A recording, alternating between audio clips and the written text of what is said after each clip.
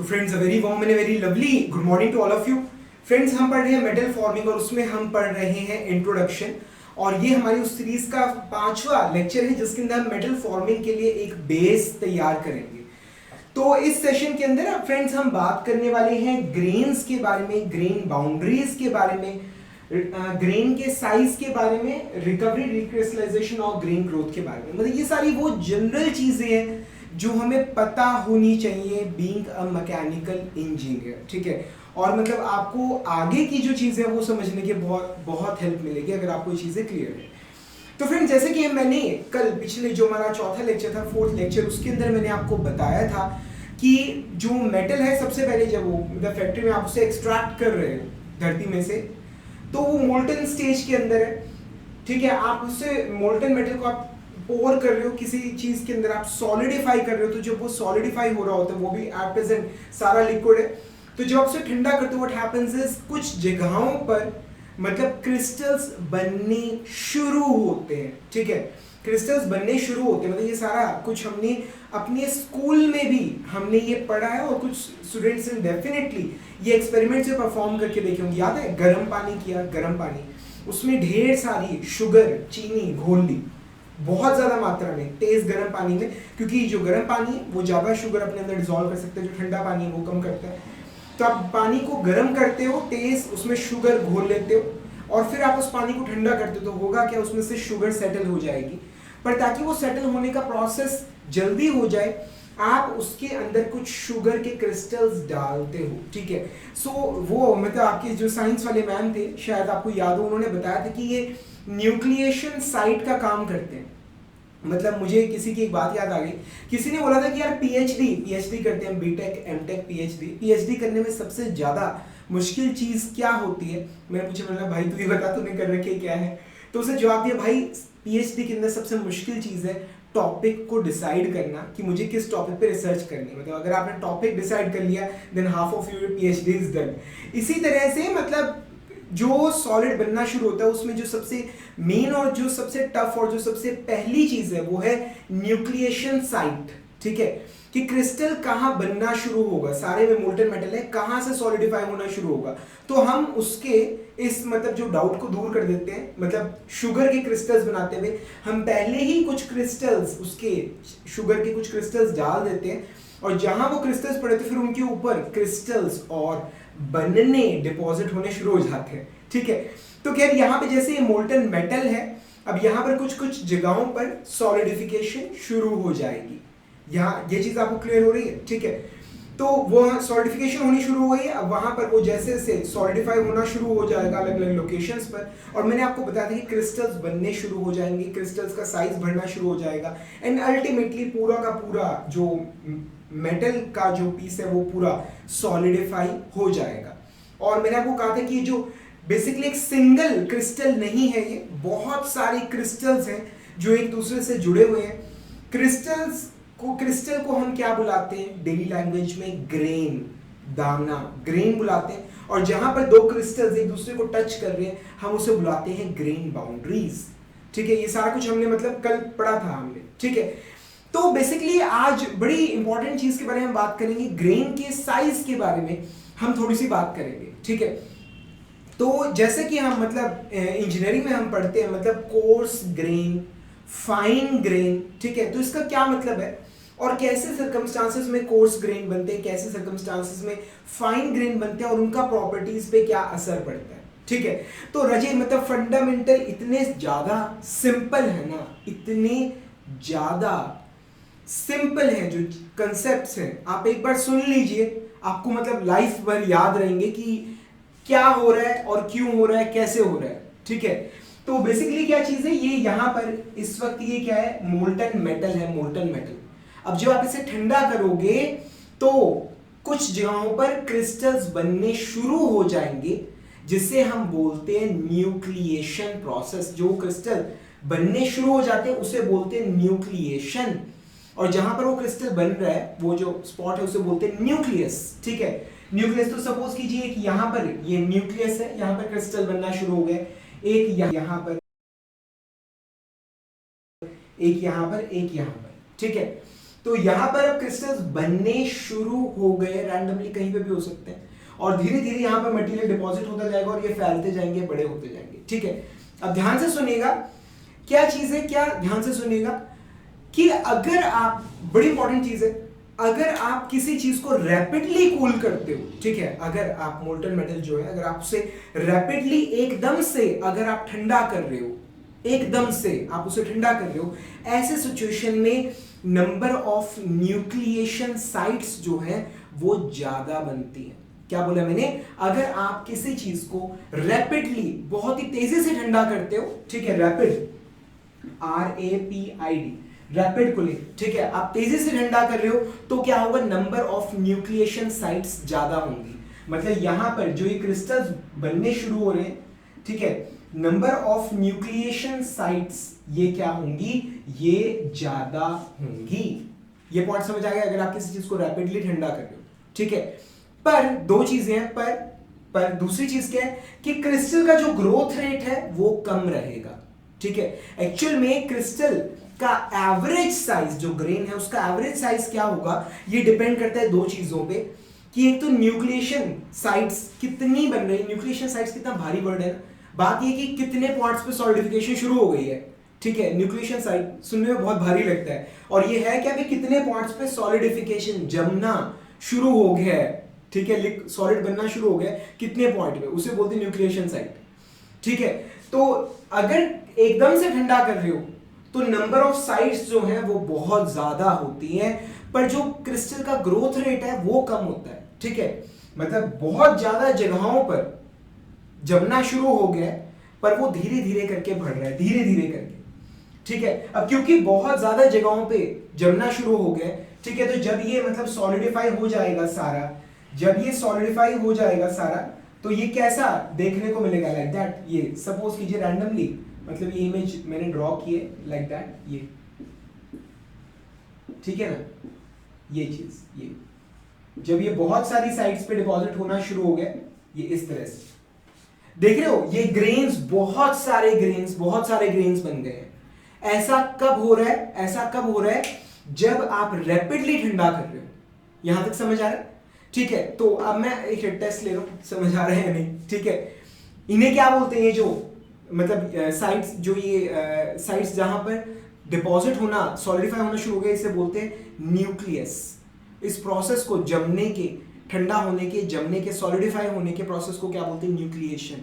ठीक है, वहां से जो शुरू हो रहा है। ठीक है, ये क्या बन रहे हैं, क्रिस्टल्स बन रहे हैं अलग अलग। ठीक है, इन्हें क्या बुलाते हैं, ग्रेन बुलाते हैं। जहां पर दो क्रिस्टल्स एक दूसरे को टच कर रहे हैं, दैट इज ग्रेन बाउंड्री। यहां तक समझ आ रहा है? ठीक है, तो जब आप रैपिडली कूल कर रहे हो, नंबर ऑफ न्यूक्लिएशन साइट्स बहुत ज्यादा बन गई हैं। ठीक है, पर क्रिस्टल धीरे धीरे बड़ा हो रहा है, धीरे धीरे। ठीक है, तो कुछ ऐसा देखने को मिलेगा, जो average grain size, average crystal का साइज है वो छोटा होगा, कम होगा। This is what is known as fine structure, छोटे छोटे ग्रेन्स, छोटे छोटे। ठीक है, मतलब डायग्राम भी जो हम, मतलब जैसे उसके अंदर मेटल के अंदर आप दिखा रहे हो, तो छोटे छोटे ग्रेन्स आप इस तरह से उसके अंदर शो करते हो, इस तरह से छोटे छोटे ग्रेन्स लाइक दैट, इस तरह से। ये चीज रैंड, मतलब हम अपने बुक के अंदर डायग्राम्स में इस तरह से दिखाते हैं फाइन ग्रेन्स को, छोटे साइज के सर्कल्स। ये चीज समझ आ रही? पर अगर आप किसी चीज को स्लोली कूल करते हो, स्लोली, ठीक है, जैसे आगे मटेरियल साइंस में पढ़ेंगे, सैंड कूलिंग, कोई गर्म चीज है, आप उसे रेत में दबा रहे हो। ठीक है, खैर ये तो सारा मतलब हम हीट ट्रीटमेंट वगैरह के अंदर करते हैं, मतलब आप किसी चीज को धीरे धीरे कूल कर रहे हो। अब जब आप किसी चीज को धीरे धीरे कूल कर रहे हो, तो ऐसे केस में नंबर ऑफ न्यूक्लिएशन साइट्स जो है वो कम बनती है। ठीक है, अब सपोज कीजिए तो रैपिड कूलिंग है, अगर मैं किसी चीज को स्लोली कूल कर रहा हूं, धीरे, उसका टेम्परेचर धीरे धीरे कम आ रहा है, तो ऐसे में जो न्यूक्लिएशन साइट्स हैं वो कम बनती है। ठीक है, पर उनका जो ग्रोथ रेट है क्रिस्टल्स का वो ज्यादा रहता है। समझ आ रहा है? ठीक है, तो बहुत धीरे धीरे ठंडा कर रहा हूं, बहुत धीरे धीरे सॉलिडिफाई हो रहा है। ठीक है, अब ऐसे में सिर्फ यहां पर, अब इससे अगर आप कंपेयर करें तो यहां पर सिर्फ 3 न्यूक्लिएशन साइट्स क्रिएट हुई है। ठीक है, तो जब ये, पर ये क्रिस्टल जो है बड़ी फास्ट ग्रो करेंगे। ठीक है, तो कुछ ये देखिए, अब इसके क्रिस्टल का साइज देखिए और इसके क्रिस्टल का साइज देखिए, इसके क्रिस्टल का साइज छोटा है, इसके क्रिस्टल का साइज बड़ा है। So this is what is known as coarse structure, coarse. यहां तक समझ आ रहा है? ठीक है, तो फाइन क्रिस्टल्स क्या है, छोटे छोटे साइज के क्रिस्टल्स, ठीक है, वो तब हमें मिलते हैं जब आप एकदम से ठंडा करते हैं। Then we have coarse crystals, ये बड़े बड़े साइज के ग्रेन्स हैं, बड़े बड़े साइज के क्रिस्टल्स हैं, ये हमें तब मिलते हैं जब आप स्लो कूलिंग कर रहे हो, जब आप स्लो कूलिंग कर रहे हो, धीरे धीरे ठंडा कर रहे हो। ठीक है, मेटल वही है, पर जब फास्ट कूल कर रहे हो तो फाइन क्रिस्टल्स मिल रहे हैं, जब स्लो धीरे धीरे कूल कर रहे हो तो हमें कोर्स बड़े साइज के क्रिस्टल मिल रहे हैं, और इससे प्रॉपर्टीज पे बहुत ज्यादा असर पड़ता है, बहुत ज्यादा। ठीक है, क्या असर पड़ता है? जो कोर्स क्रिस्टल्स हैं, जो बड़े साइज के क्रिस्टल्स हैं, उनकी स्ट्रेंथ कम होती है। ठीक है, उनकी हार्डनेस कम होती है, उनकी डक्टिलिटी कम होती है। दोबारा रिपीट कर रहा हूं, जो बड़े साइज के क्रिस्टल्स हैं, यार ये ना जनरल बता रहा हूं, ओवरऑल। ठीक है, एक मोटे मोटे तौर पे जनरल चीजें बता रहा हूं, जनरल। ठीक है, मतलब आप बहुत सारी चीजों को स्टडी करके आप एक ओवरऑल कंक्लूजन निकाल दो कि यार जनरली ऐसा होता है। अब आप ये नहीं किया सर उस केस में तो हमें फाइन मिल रहा है और उसकी तो ऐसी प्रॉपर्टीज है, आपने ऐसे कहा था, मैं ये नहीं कह रहा, जनरल बता रहा हूं आपको। जनरल की जो बड़े साइज के क्रिस्टल्स हैं, उनकी स्ट्रेंथ कम होती है, उनकी हार्डनेस कम होती है, उनकी डक्टिलिटी भी कम होती है। ठीक है, जो छोटे साइज के क्रिस्टल्स हैं, जो फाइन क्रिस्टल्स हैं, फाइन ग्रेन्स हैं, उनकी स्ट्रेंथ ज्यादा होती है। ठीक है, उनकी हार्डनेस ज्यादा होती है, उनकी डक्टिलिटी भी ज्यादा होती है। ठीक है, स्ट्रेंथ मालूम है, स्ट्रेंथ यील्ड स्ट्रेस की बात कर रहे हैं हम, अल्टीमेट टेंसाइल स्ट्रेंथ की हम बात करें, जिससे हम यूनिवर्सल टेस्टिंग मशीन के ऊपर टेस्ट करते हैं, पकड़ के स्पेसिमेन को तोड़ते हैं। ठीक है, ग्राफ ड्रॉ करते हैं, सो दैट्स स्ट्रेंथ। ठीक है, hardness basically resistance to indentation मतलब बेसिकली किसी सरफेस की हार्डनेस हम कैसे चेक करते हैं? एक बॉल लीजिए, आप बॉल रखिए। ठीक है, आप उसके बाद बॉल को लोड लगाइए, उसको दबाइए। ठीक है, तो जब आप बॉल को आपने रखा है, मेटल की हार्ड बॉल है, आपने उसे रखा है, जब दबाओगे तो जो हमारा सरफेस है उसके अंदर बेसिकली एक डेंट पड़ जाएगा। ठीक है, अंदर धंस जाएगी वो बॉल, वहां पर एक खड्डा सा बन जाएगा। ठीक है, तो अगर मटेरियल हार्ड है तो इंडेंटेशन कम होगी, अगर मटेरियल सॉफ्ट है तो बॉल उसके अंदर ज्यादा धंस जाएगी। ठीक है, so that is basically hardness, resistance to indentation या फिर रेसिस्टेंस टू स्क्रैचिंग। ठीक है, जो चीज हार्ड है उसको घिसोगे, अगर उसके ऊपर कोई खरोच पड़ेगी तो वहां पर निशान नहीं आएगा, अगर सॉफ्ट है तो खरोच पड़ेगी तो निशान आएगा, स्क्रैच क्रिएट हो जाएगा। ठीक है, इस तरह से भी मतलब हार्डनेस वगैरह चेक करते हैं। दो चीजों को रगड़ते हैं, मतलब दो सरफेसेस हैं आपके पास, दो कोई ऑब्जेक्ट्स हैं, एक की हार्डनेस आपको मालूम है, दूसरे की नहीं मालूम, आप एक दूसरे के ऊपर उससे रगड़ोगे। ठीक है, तो जिसके ऊपर निशान पड़ जाएंगे, स्क्रैच पड़ जाएंगे, इसका मतलब इट इज रिलेटिवली सॉफ्टर। ठीक है, वो सॉफ्ट है as compare to the other material. ठीक है, अगर आप इसकी हार्डनेस मालूम है मुझे और मैंने इसको स्क्रैच किया और इसके ऊपर ही स्क्रैच पड़ गया, ठीक है, जिसकी हार्डनेस मुझे मालूम थी, यानी कि जो दूसरा ऑब्जेक्ट है वो इससे ज्यादा हार्ड है। ठीक है, मैं बेसिक तरीके हार्डनेस को अंदाजा लगाने के। ठीक है, समझ आ गए यहाँ तक? ठीक है, तो रजी ये वो ऐसी छोटी छोटी सी चीजें हैं जो हमारे माइंड में क्वेश्चन हमेशा बने रहते हैं। ठीक है, जो मैं आपको बता रहा हूँ। ठीक है, मतलब जो मटेरियल है, मटेरियल वही है, पर आप मोल्टन है, पिघल के आप ठंडा कर रहे हो, अगर आप उसे फास्ट कूल कर रहे हो, नंबर ऑफ न्यूक्लिएशन साइट्स ज्यादा क्रिएट हो रही है, पर क्रिस्टल धीरे धीरे ग्रो कर रहा है। ऐसी सिचुएशन में आपको फाइन ग्रेन स्ट्रक्चर मिलेगा, छोटे छोटे से ग्रेन्स मिलेंगे, इनकी स्ट्रेंथ ज्यादा होगी, इनकी हार्डनेस ज्यादा होगी, इनकी डक्टिलिटी ज्यादा होगी। ठीक है, जनरल बातें कर रहा हूं मैं। ठीक है, और अगर आप किसी चीज को बहुत धीरे धीरे कूल कर रहे हो, ऐसे केस में आपको बड़े साइज के क्रिस्टल मिलेंगे। ठीक है, जिनकी स्ट्रेंथ कम है, जिनकी हार्डनेस कम है, जिनकी डक्टिलिटी भी कम है। ठीक है, यहाँ तक समझ आ रहा है भाई? ये जो भी बोर्ड पे लिखा होता है तुम्हारे लिए नहीं है। ठीक है, थ्योरेटिकल लेक्चर्स में लिखता हूँ, ये सारे पॉइंट्स मुझे तुम्हें बताने हैं। ठीक है, कोई पॉइंट रह ना जाए। यहाँ तक समझ आ रहा है? ठीक है, तो ग्रेन्स का जो साइज है, ठीक है, आप इसे मतलब ये पॉइंट तुम्हें समझ आ गया। ठीक है भाई, ये बात करते हैं ग्रेन के साइज क्या है, ग्रेन का साइज छोटा है बड़ा है, तो क्या हम बता भी सकते हैं किसी को कि भाई इस ग्रेन का साइज इतना है, बड़े आराम से। ठीक है, हर ग्रेन के साइज के लिए हमने एक नंबर हमने लिया है, नंबर। ठीक है, ग्रेन साइज का हमने एक नंबर हमने लिया है। ठीक है, अब ग्रेन साइज नंबर ये क्या होता है, मतलब basically it is the value, एक फॉर्मूले से हमें पता चलता है। ठीक है, ये होता क्या है, क्या आप एक स्क्वायर इंच, ठीक है, आप एक स्क्वायर इंच एरिया में, दिस इज, ये कितना है 1 इंच। ठीक है, and this is also 1 inch. ठीक है, ये मुझे पता है रेक्टेंगल ड्रॉ किया है। ठीक है, it is a square. 1 inch by 1 inch, ठीक है। एक स्क्वायर इंच एरिया के अंदर आप नंबर ऑफ ग्रेन्स काउंट करते हो, आप नंबर ऑफ ग्रेन्स काउंट करते हो एट 100x मैग्निफिकेशन, ठीक है, एट 100x मैग्निफिकेशन। इसका मतलब क्या है कि आप किसी मतलब मटेरियल के सरफेस को ऑब्जर्व कर रहे हो माइक्रोस्कोप के अंदर आपने उसके सरफेस को 100 टाइम्स आपने मैग्नीफाई कर दिया, 100 टाइम्स आपने मैग्नीफाई कर दिया, ठीक है। तो आपने मैग्नीफाई कर दिया है तो आपको ये नजर आ रहा है, उसके अंदर आपको ग्रेन्स नजर आ रहे हैं, आप उन ग्रेन्स को काउंट करते हो कि ये कितने हैं, ठीक है। नंबर ऑफ ग्रेन्स कितने आ रहे हैं, नंबर ऑफ ग्रेन्स आ रहे हैं capital N. Number of grains आपने काउंट किए 1 2 3 4 5, ठीक है। आपने नंबर ऑफ ग्रेन्स इसमें सारे काउंट किए, ठीक है, और वो कितने कैपिटल एन। आप इसे फॉर्मूले में पुट कीजिए, capital N is equal to 2 raise to power n minus 1, ठीक है। इस फॉर्मूले में पुट कीजिए, कैपिटल एन क्या है, नंबर ऑफ ग्रेन्स जो आपको इसके अंदर नजर आ रहे हैं, यहां तक समझ आ रहा है, ठीक है। तो इसको आप पुट कीजिए 2 raise to n minus 1, n की वैल्यू निकाल लीजिए। n क्या है, n is the grain size number, n क्या है, n is the small n is the grain size number, ठीक है। समझ आ रहा है, मतलब जितने ज्यादा ग्रेन्स होंगे उतनी ज्यादा स्मॉल n की वैल्यू निकल के आएगी, ठीक है। इट मींस कि जितना ज्यादा बड़ा ग्रेन साइज नंबर होगा, ठीक है, उतना छोटा उतना फाइन ग्रेन होगा। ये चीज समझ आ गई, ठीक है। अब देखो दो चीजें हैं उल्टी चलती हैं वो, ठीक है।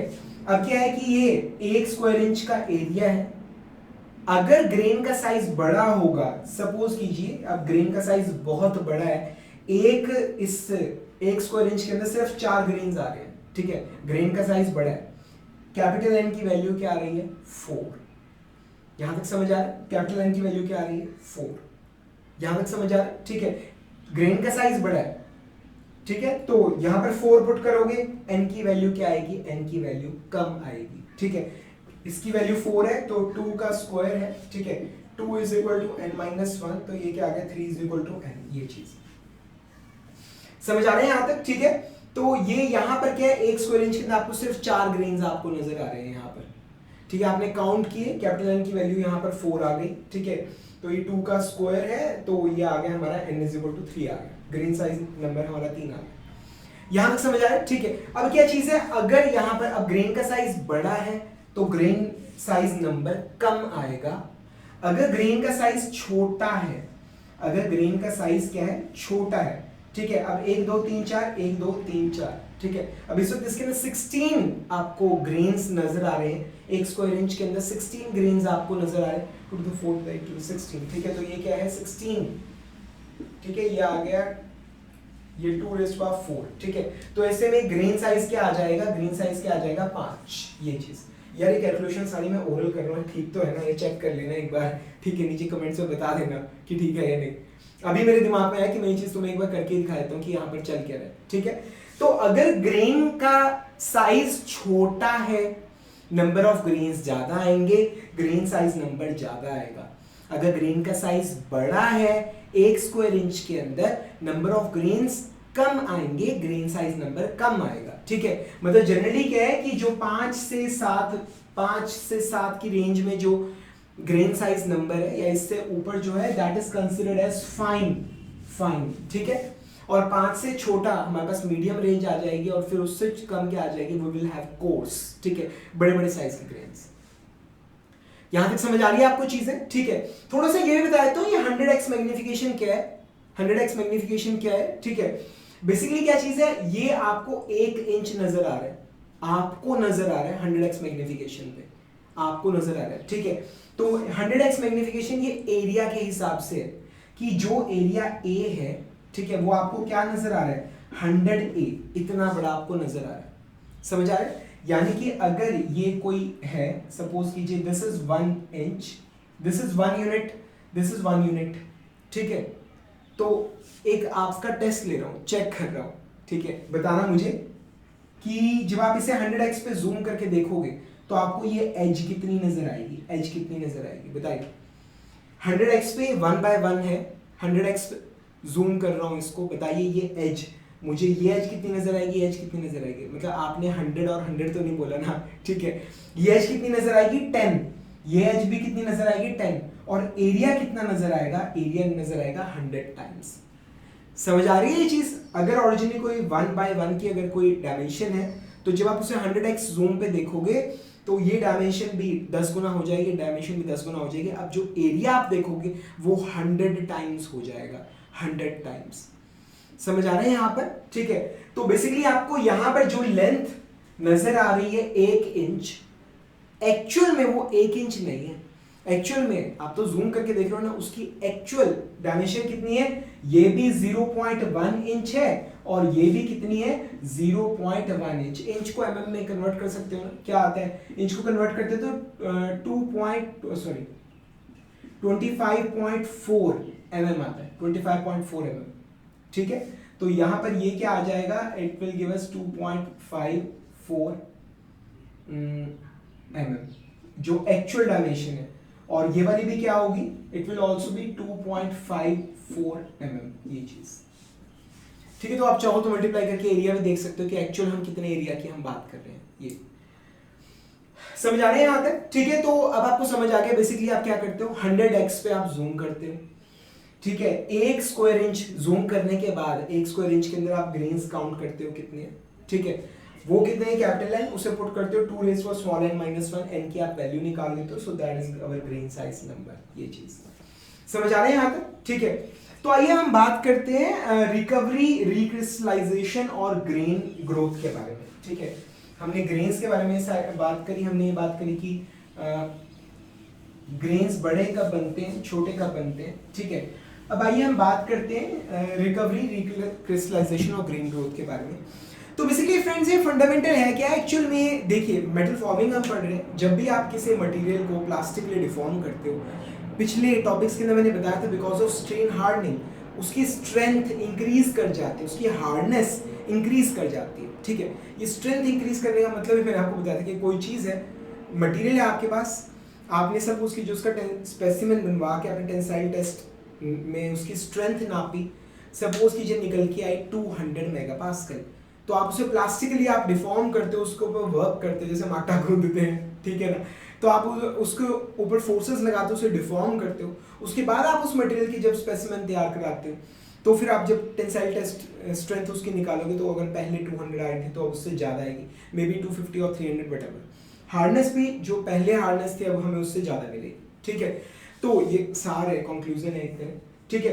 तो बेसिकली क्या चीज़ है कि किसी भी मेटल को प्लास्टिकली वर्क करते हैं, उसकी स्ट्रेंथ और हार्डनेस बढ़ जाती है, प्लस उसके अंदर स्ट्रेसेस क्रिएट हो जाते हैं, स्ट्रेसेस उसके अंदर काफ़ी ज़्यादा स्ट्रेसेस, आप फोर्स लगा रहे हो, आपने किसी चीज़ को मोड़ दिया, अब उसके अंदर क्या है, स्ट्रेसेस उसके अंदर क्रिएट हो गए हैं, ठीक है। तो अब हम उसके अंदर के स्ट्रेसेस को रिलीव करना चाहते हैं, या हम उसे अपनी ओरिजिनल प्रॉपर्टीज में वापसी लेके आना चाहते हैं। जो मेटल हमारे पास था हमने उसे डिफॉर्म करके अपनी रिक्वायर्ड शेप दे दी, अपना रिक्वायर्ड साइज दे दिया, पर अब उस मटेरियल की प्रॉपर्टीज तो चेंज हो गई है। अब आप चाहते हो कि वो अपनी ओरिजिनल मटेरियल की प्रॉपर्टीज में वापसी चला जाए, ठीक है। तो ये काम आप बड़े आराम से कर सकते हो, ठीक है, with the help of annealing, annealing, ठीक है। अब ये एनीलिंग क्या होती है, व्हाट इज एनीलिंग? आप एनीलिंग प्रोसेस के अंदर उस वर्कपीस को एक पर्टिकुलर टेम्परेचर पे एक पर्टिकुलर टाइम ड्यूरेशन के लिए गर्म करते हो, ठीक है।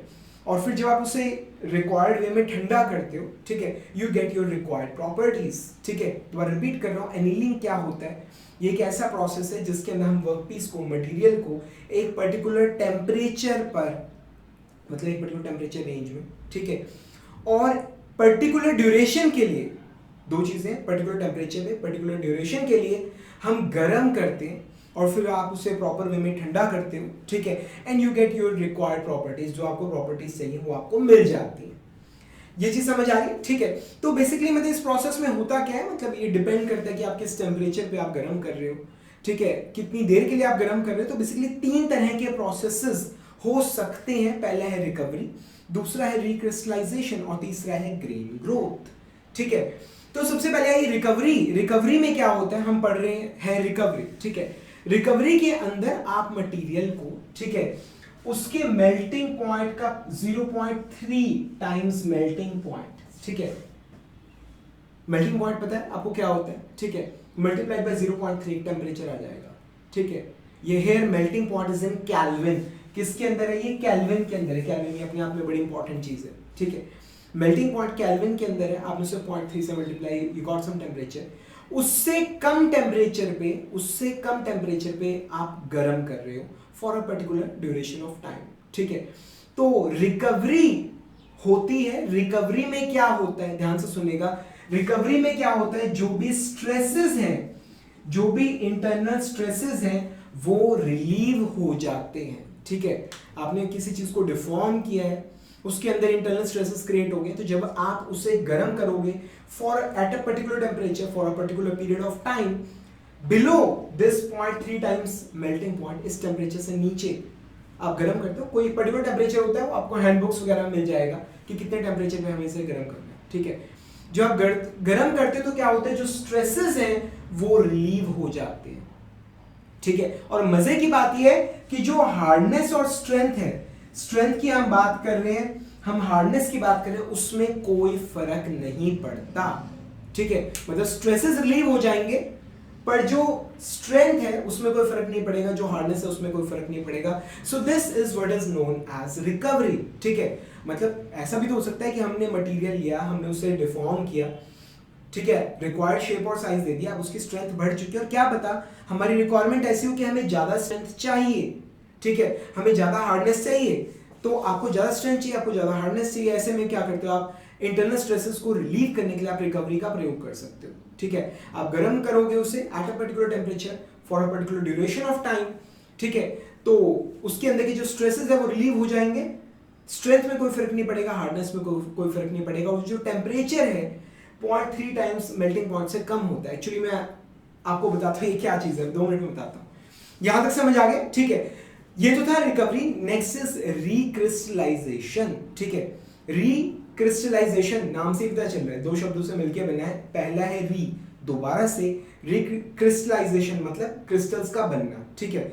तो रिक्रिस्टलाइजेशन, इसके अंदर क्या होता है, क्रिस्टल्स दोबारा से बनते हैं, पुराने क्रिस्टल्स खत्म हो जाते हैं, पुराने क्रिस्टल्स खत्म हो जाते हैं और नए क्रिस्टल्स बनते हैं।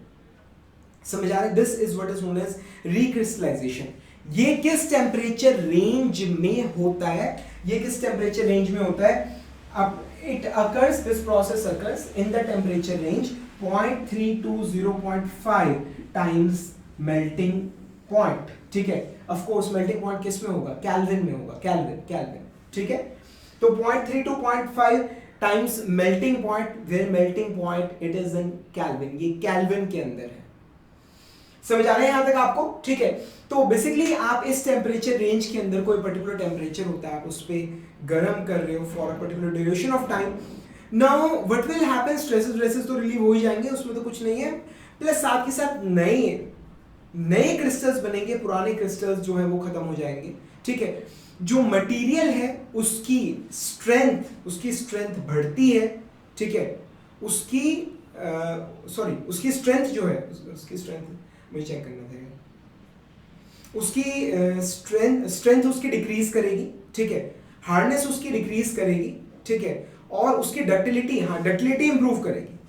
समझ आ रहा है यहां तक? तो जो आप रिक्रिस्टलाइज करोगे ज्यादा टेम्परेचर पे, पहले हम 0.3 मेल्टिंग पॉइंट यानी कि जो रिक्रिस्टलाइजेशन टेम्परेचर है उससे कम टेम्परेचर पे हम गर्म कर रहे थे, उससे कम टेम्परेचर पे, अब हम रिक्रिस्टलाइजेशन टेम्परेचर की रेंज में हम गर्म कर रहे हैं, तो क्या होगा, स्ट्रेंथ डिक्रीज करेगी, हार्डनेस जो है उसकी वो डिक्रीज करेगी, डक्टिलिटी उसकी इंप्रूव करेगी, डक्टिलिटी जो है वो उसकी इंप्रूव करेगी। यहां तक समझ आ गए, ठीक है।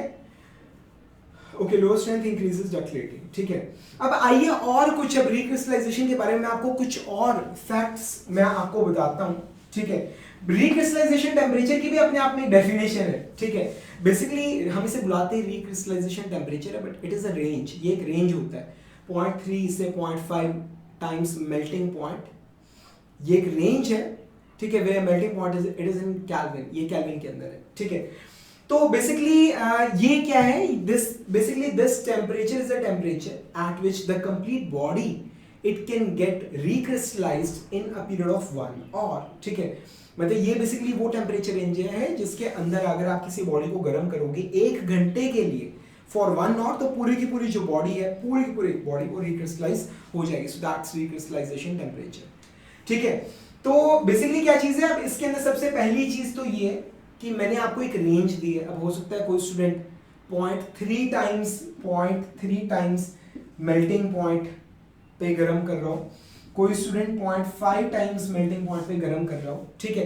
तो किसी बॉडी को रिक्रिस्टलाइज करने के लिए, नए क्रिस्टल्स उसके अंदर डेवलप करने के लिए, ठीक है, क्या चीज क्या है कि अगर जितना टेम्परेचर ज्यादा होगा, रिक्रिस्टलाइजेशन का जो प्रोसेस में है उतना उसमें टाइम कम लगेगा। समझ आ रही है चीज आपको? जितना टेम्परेचर रिक्रिस्टलाइजेशन का, अगर आप ज्यादा टेम्परेचर पे अगर आप किसी चीज को रिक्रिस्टलाइज कर रहे हो, ठीक है, ज्यादा टेम्परेचर पे आप गर्म कर रहे हो, तो उसके जो क्रिस्टल्स हैं उन्हें रिक्रिस्टलाइज होने में, दोबारा बनने में कम वक्त लगेगा। अगर आप किसी चीज को कम टेम्परेचर पे गर्म कर रहे हो तो ऐसे में क्रिस्टल्स को रिक्रिस्टलाइज होने में, यानी कि दोबारा बनने में ज्यादा वक्त लगेगा। सबसे पहली चीज तो ये, ठीक है। उसके बाद दूसरा पॉइंट क्या था, जितना ज्यादा आपने रिक्रिस्टलाइजेशन से पहले जितना ज्यादा आपने कोल्ड वर्क किया है, बॉडी को जितना ज्यादा आपने डिफॉर्म किया है, उससे रिक्रिस्टलाइज करने के लिए टेम्परेचर उतना कम चाहिए होगा, ठीक है। दोबारा रिपीट कर रहा हूं, पहले आपने वर्कपीस को जितना ज्यादा आपने डिफॉर्म किया, उसे रिक्रिस्टलाइज करने के लिए उतना कम टेम्परेचर चाहिए होगा। उसका रीजन क्या है, बेसिकली आप किसी पर्टिकुलर टेम्परेचर पे आप गर्म कर रहे हो, आप एनर्जी दे रहे हो, आप हीट दे रहे हो, heat is a type of energy, आप एनर्जी दे रहे हो उसको, ठीक है। अब उसे सपोज कीजिए कि उसे रिक्रिस्टलाइज होने के लिए कुछ अमाउंट ऑफ एनर्जी चाहिए जो कि आप दे रहे हो। यहां तक आपको समझ आ रहा है, ठीक है। अब द थिंग इज, अगर आपने उस बॉडी को पहले से वर्क किया हुआ है, अब कहते हैं ना एनर्जी के neither be created nor be destroyed, तो जो आपने फोर्सेस वगैरह अप्लाई किए हैं, जो आपने एनर्जी पहले लगाई है उसके कोल्ड वर्क करने में, ठीक है, मेटल फॉर्मिंग करने में, उसे डिफॉर्म करने में, वो सारी एनर्जी उस ऑब्जेक्ट के अंदर स्टोर हो गई है, ठीक है। वो सारी जो एनर्जी है वो उसके एटम्स के अंदर, क्रिस्टल्स के अंदर स्टोर हो गई है, ठीक है। तो अब उसके अंदर पहले से काफी सारी एनर्जी है, तो आपको कम एनर्जी सप्लाई करनी पड़ेगी, यानी कि कम टेम्परेचर पे भी रिक्रिस्टलाइजेशन हो जाएगी। समझ आ रहा है आपको? अगर आपने उसके ऊपर पहले कम कोल्ड वर्क किया है, कोल्ड वर्किंग डिफॉर्मेशन आपने कम की है, ठीक है, तो उसके जो एटम्स है, क्रिस्टल्स, उसके अंदर कम एनर्जी स्टोर्ड है, तो अब उसके अंदर कम एनर्जी स्टोर्ड है तो आपको ज्यादा एनर्जी आपको देनी पड़ेगी। इट्स जस्ट लाइक सपोज कीजिए कि कोई चीज है 1000 रुपीज की, आप उसे परचेज करना चाहते हो, अगर आपके पास पहले से ही 800 रुपीज है तो आपको किसी से सिर्फ 200 रुपीज लेने होंगे उसे परचेज करने के लिए, ठीक है। पर अगर आपके पास पहले से ही अगर पेमेंट अगर कम है, ठीक है, अगर 500 रुपीज है आपके पास, तो आपको बाहर से ज्यादा पेमेंट लेनी पड़ेगी, 500 लेनी पड़ेगी, ये चीज है।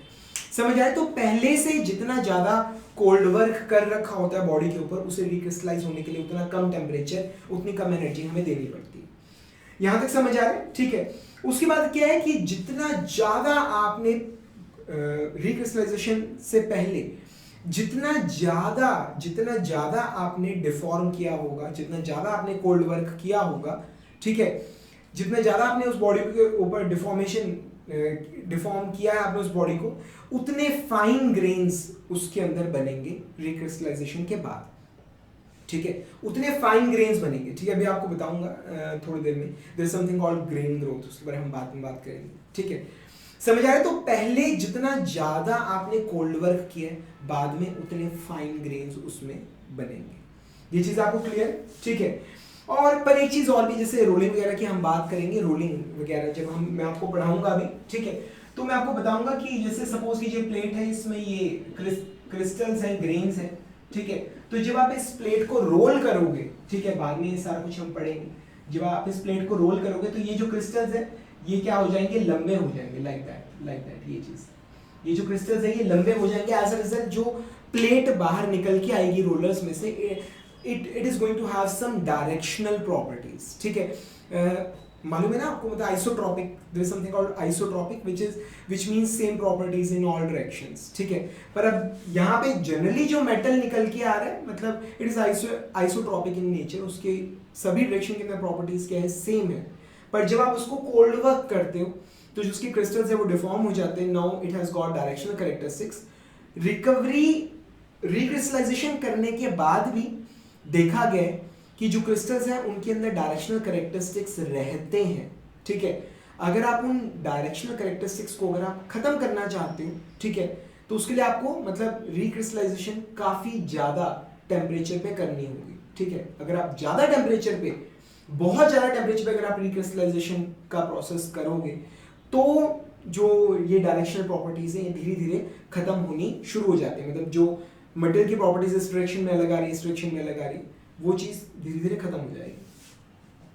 समझ आ रहे हैं यहां तक, ठीक है। And the last thing is grain growth. ये बेसिकली क्या है कि अगर आप रिक्रिस्टलाइजेशन टेम्परेचर की जो रेंज है, अगर आप उससे भी ज्यादा टेम्परेचर पे गर्म करते हो तो क्या होता है, जो क्रिस्टल्स हैं वो अपने ओरिजिनल साइज जो उनका है उससे भी ज्यादा बड़े होने शुरू हो जाते हैं, ठीक है। जो क्रिस्टल्स हैं वो एक दूसरे में मर्ज होना शुरू हो जाएंगे, वो ग्रो होना शुरू हो जाएंगे, ठीक है। So that is what is known as grain growth, grain growth. समझ आ रहा है, ठीक है। इस ऑफ कोर्स इससे क्या होगा कि जो हमारा मटेरियल है वो और भी ज्यादा सॉफ्ट हो जाएगा, उसके हार्डनेस लेवल्स और ज्यादा डिक्रीज कर जाएंगे।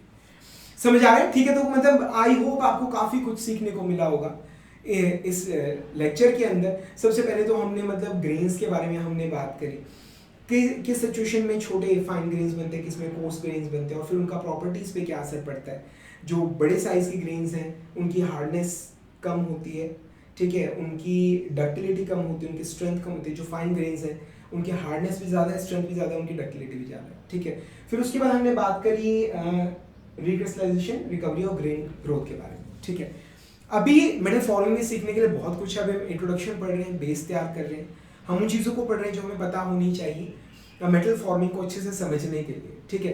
पर अभी के लिए इतना ही काफ़ी, इससे आगे का हम अगले लेक्चर में करेंगे फ्रेंड्स। तब तक के लिए thank you very much and wish you all the best.